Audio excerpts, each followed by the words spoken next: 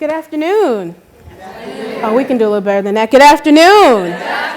All right, we're here at Athena Center talking about some amazing things, and so I have the honor and privilege to talk to you this afternoon about ambition. So, Webster's dictionary definition of ambition is the desire for power, for rank, and for fame. A desire to achieve a particular end. And from the old Middle English, Latin, French, it literally means the act of soliciting for votes. Now, when you hear the term ambition, it typically denotes a focus on oneself or a denouncement of the collective. And especially for women, this can be perceived negatively because by society standards, our role is to nurture and serve all, right? And so what I would like to do, I propose to reframe ambition. And how I'm going to do that is to share my story with you on my ambition to serve others and answering the call to lead.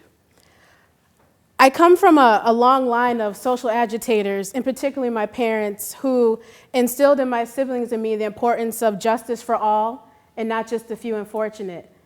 And at the ripe and mature age of 3 years old, I felt it was important to make my presence known, and not just my presence, but the presence of other children. So you may wonder, how did I do this at the age of 3, right? I simply wore a t-shirt that said, "Kids are people too." And coincidentally, this was actually a show in the late 70s, early 80s that broadcasted children all over the place, giving positive images and encouragement for children. Now, of course, I come from a large family, and I'm a middle child, and you know what they say about middle children, right? You do? I know I'm asking, do you really know? Okay, so it became even more important for me to make my presence known. And so as I grew, my desire for advocacy grew as well.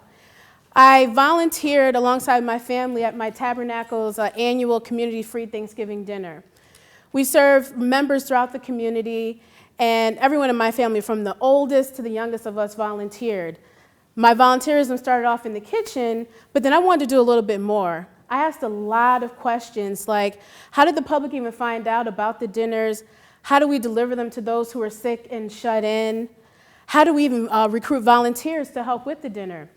And so at the age of 15, my first call to lead came, and I was asked to coordinate the Thanksgiving dinners. And what was interesting was that my time as the coordinator, we grew from the number of people who we served from hundreds to over 1,000. And it wasn't just simply that people came there for a good meal, it was what they came there for and what they received. They received a good meal, it was the camaraderie. We made people feel like they mattered, like they were important, that they were human. And so I grew some more. And again, those lessons I learned as a young child stayed with me, and my desire to serve grew even more. So grew some more, went to college, and my desire for serving others, especially in the medical field and community service, was a real driver of mine. And when I got to college, I volunteered at various places, my local hospital, community free clinic, and with an organization called Charles Drew Minority Pre-Health Society. And the next call for me to lead came in the form of being asked to serve on the executive board of this wonderful organization that was helping students like me, first-time generation college students, connect to their passion for healthcare and science and become medical doctors and researchers. And a lot of students who, like me, came from very modest backgrounds but didn't know how do you get to that end result.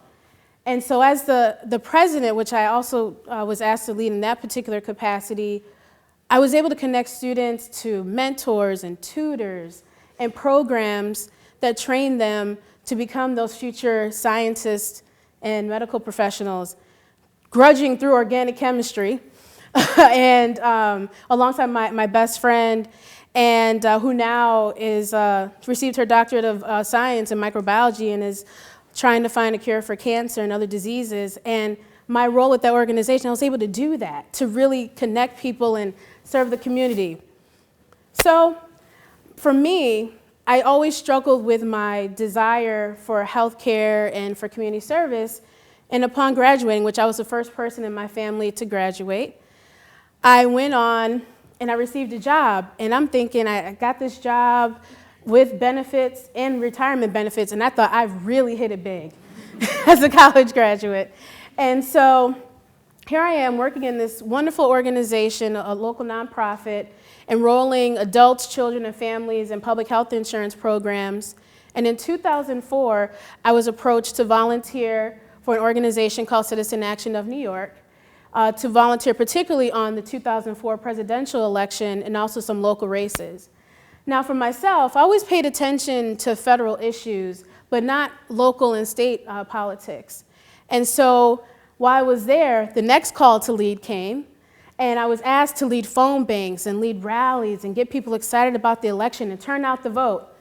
Unfortunately, the election had interesting outcomes, but we won't go there. That's another story. But I was then asked to work for this organization at the same time at the other place I was working at too. So while I was in both places, I led rallies, I led people to Albany and to our nation's capital. I worked on issues like quality education for our children, equitable healthcare access, making sure that children have a safe way to go to school, improving neighborhoods. And so all of those issues in a community that I grew up in my entire life, and it was important to me and the people I've been working with over the years. And so for me, as I was working in my community, just to give you a little background in the particular district that I work in, there was a lot of challenges. And it's no different from any other city you come across in this country. Dilapidated buildings, rundown properties, and in this case, lack of access to a grocery store in over 16 years. I mean, something that may seem that small and insignificant was significant and still is to a lot of people. Limited access to public transportation, neighborhood safety issues, you name it. And so in 2006, the next call to lead came. My then boss at Citizen Action of New York told me that I needed to run for office because of my commitment to the community, and that was, quite frankly, the only way that we'd be able to see changes in the city. And at first, of course, I was humbled and surprised, and I flat out refused. I said, absolutely not, no way. And I went back and I thought about it, and the reason why I said no was because all the different isms came into my mind. For example, I was young. At that time, I was 26. Also being a woman of color, and quite honestly, there was no one in public office that looked like me. And so, again, I said, absolutely not, I'm not running. And then all of a sudden, the phone calls started to come in, one by one. And then in-person office visits started happening at the organization. People saying this very line of, so are you going to run? You know, similar to the infamous one-liner, are we there yet? Similar tone, or kind of like the Verizon commercial with the large, vast growing network behind you. That's exactly what happened to me. And with this particular call to lead, it took a lot of persuasion and multiple requests. But with the support of my family and my community behind me, I decided to answer this call to lead. So we embarked upon this campaign. It was very, very, very grassroots. From the fundraising to the volunteer recruitment. I wanted to make sure that if I did this, that my campaign was really reflective of the rich and diverse community that I was living in, which had been changing over the last several decades. And so I wanted to engage people in the voting process and really working in the community where I've been working over the last several years in an area where people kind of return those people and making sure that those people were the ones that came out and voted. So we worked, and typically in a non-mayoral election, you would only have, you were lucky in my particular district to have an even 10% voter turnout. Well, when I ran for office, did I forget to mention, when I ran, I had to run against the city council president, who was largely supported by the party, in a primary election, mind you. So this was my first entree into office. So again, I ran for office, and when my election happened, we didn't just have a 10% voter turnout, we had a 24% voter turnout. And so what I was able to accomplish, not by myself, but other people, was that in the 200-year history of my city, its founding history, I became the first African American and the youngest African American elected in the history of the city. Thank you.